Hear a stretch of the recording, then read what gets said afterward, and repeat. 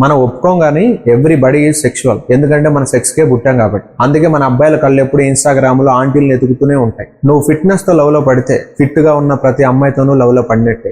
అమ్మాయిల బ్రెయిన్ లో wide chest ఉన్న వాళ్ళకి ఒక ఫోల్డరు, బ్రాడ్ షోల్డర్స్ ఉన్న వాళ్ళకి ఒక ఫోల్డరు, బటర్ఫ్లై బ్యాక్ ఉన్న వాళ్ళకి ఒక ఫోల్డరు, బిగ్ బైసప్ ఉన్న వాళ్ళకి ఒక ఫోల్డర్ పెట్టుకుంటారు. అందుకే అమ్మాయిల లవ్ జిమ్ లో ముక్కల్లాగా పార్టుల్లాగా ఉంటుంది. జిమ్ చేసి కండలు పెంచుకున్న ప్రతి ఒక్కడు సెక్స్ విషయంలో వాడు చాలా ఎక్స్పెక్టేషన్స్ పెట్టుకుంటాడు.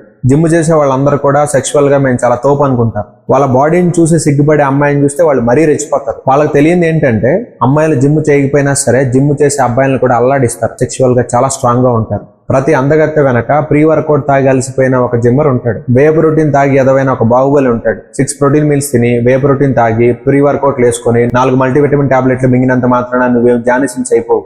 అందుకే డైలీ కనీసం 70% అన్న రా ఫుడ్ తినడానికి ట్రై చేయండి. అందులో ఉన్న లైవ్ ఎనర్జీ వల్ల 40 సంవత్సరాల తర్వాత మీ పార్ట్నర్ తో సెక్స్ లో పోటీ పడి కనీసం గెలవగలుగుతారు. పడక గదిలో దుమ్ము లేపాలి అంటే దమ్మున్న dry nuts, fruits, vegetables, sprouts పచ్చిగా తిని తీరాల్సింది.